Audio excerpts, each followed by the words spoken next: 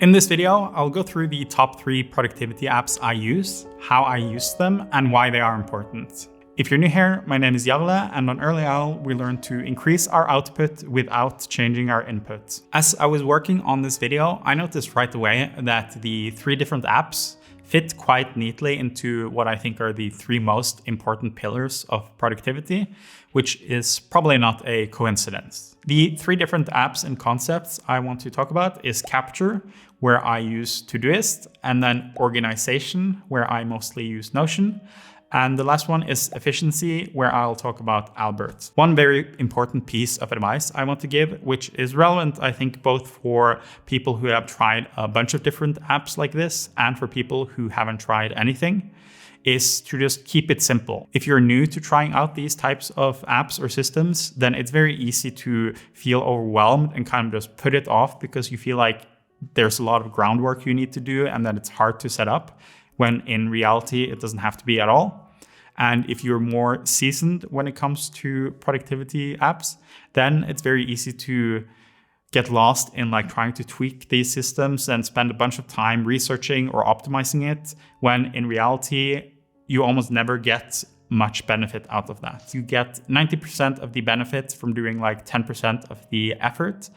And you can tweak from there, but that's something you want to experiment with after the system is up and running, not something you should feel like you have to do before you start using something. When implementing this, don't try to do a bunch of different things at once. Just try to use it in a super simple way that works for you. And then from there, you can always expand later. Implementing a good capture system, I think, is probably the first thing anyone should do who's trying to improve their productivity and reduce their stress.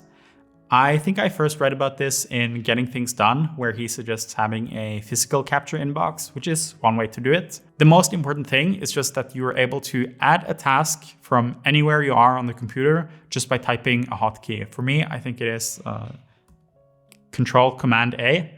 So it doesn't matter if I'm in my email or if I'm on Slack or whatever I am, I just type Control-Command-A, and then a small window opens up where I can just type in a quick task, and then it gets added to my inbox. The same applies to my phone, where I have this little icon that's on my home screen, and I can just tap it and be able to add a task immediately. And even though it might not seem like much, if you have to first open a program or if you have to first open an app before you type your task in, when you are trying to set up a capture system where you capture everything, even just 0.1 second of friction is going to reduce the chance that you actually do it.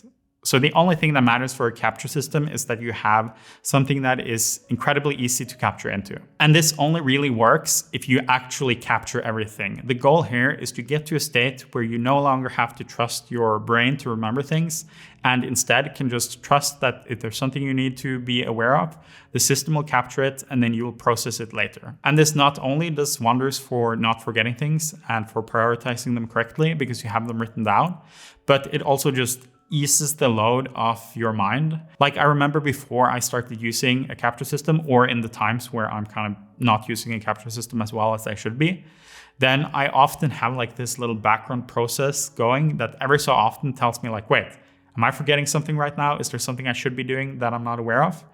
But when I am using a capture system and I know I can trust it, then if I ever have that thought, I can just shut it down immediately because I know that everything I'm supposed to be remembering is in my system and I'm going to get to it at the right time. So for capture systems, the only thing you need to do is just set up some way that works for you. If you're on your computer a lot, you can do it at the computer.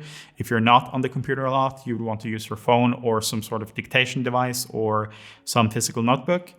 Just set up some system where no matter where you are, no matter what time it is, you can very quickly just jot down some reminder or idea, and then you process it later. Organization and Notion, I think, is kind of the broadest category of all of these because it has a lot of slightly related use cases. I use it a lot for work, where we have documentation or notes for meetings or stuff like that. And then in my personal life, I use it for planning. I use it for my daily journaling. And then also just for organizing notes, say my book notes are in Notion, or if I'm dealing with some specific problem, like if I was buying this apartment or if I was doing taxes or something like that, where there is a lot of things to organize and a lot of notes to have, then I would just create a page for it in Notion. But again, I think the most important thing to harp on here is that it doesn't have to be complicated. I know some people are hesitant to start using something like Notion to organize their stuff because they feel like it would be complicated or requires using like these different templates and that you need to kind of really understand what Notion can do. But how I like to think of and use Notion usually is just that it's like a notepad that allows you to organize it better, and it's easier to format, and it's easier to just throw in things like pictures. And you don't need to put a lot of effort into planning out your system or before getting started. So the main thing I would just encourage anyone to do if you don't have a specific app or a specific thing you use for note taking is just to set up a Notion and just create one simple page that you can use to organize something. It can be notes for work, notes from meetings. It can be notes for things you need to do. It can be brainstorming, just anything that is something you're not currently organizing, which would be helpful to have stored somewhere. Efficiency is the one where I do actually use quite a few different apps, but I figured I would just highlight Alfred because that is one that is very low hanging for a lot of people. Not necessarily the app Alfred, but more just the concept. And the main thing Alfred helps me with is just to streamline searching all over the place. So the goal of efficiency is just if you have some tasks that you are doing a lot, and I think this is especially relevant for anyone who works at a computer or spends a decent amount of time at a computer, that you want to optimize any tasks you're doing a lot. Alfred is an app which replaces the default search function on the Mac, and it just kind of adds the ability to do a lot more things with it. But as with the other two apps, you don't need to do anything very complicated with it to get most of the benefit. For Alfred, almost 90% of my use cases is just using it for searching up files in different ways, or using it to search Google quickly, or also I have a couple of sites hooked into it where I can just quickly search for a movie on IMDb or a product on Amazon without having to open up the page and search there. Okay, so that was the three most important concepts and apps I use. Just to give some other honorable mentions, there is Cold Turkey, which I use for blocking, but I feel like this one doesn't count because I don't use it. It's just kind of living there and blocks me. And then Keyboard Maestro is something I use. It's kind of used in unison with Alfred, where they do like either helps me with different searches or it has like different macros and text replacement things I use. And then Timemuller, which I mentioned in a different video about time tracking.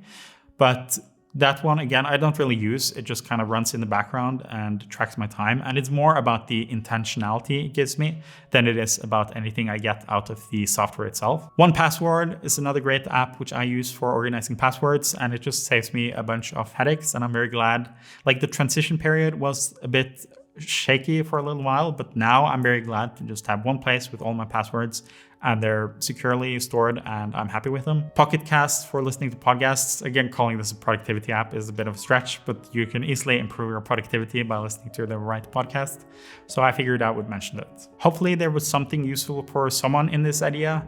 And I just want to reiterate this point once more, that when you implement this, do it in the simplest way possible. Like the goal is not to implement some advanced system about doing some things. It's more just to get the ball rolling. And then as you start using it and seeing some benefit from it, then you can start tweaking with the specifics. I'll link to my playlist on some other topics about productivity here. Thank you so much for watching, and I will see you next Wednesday.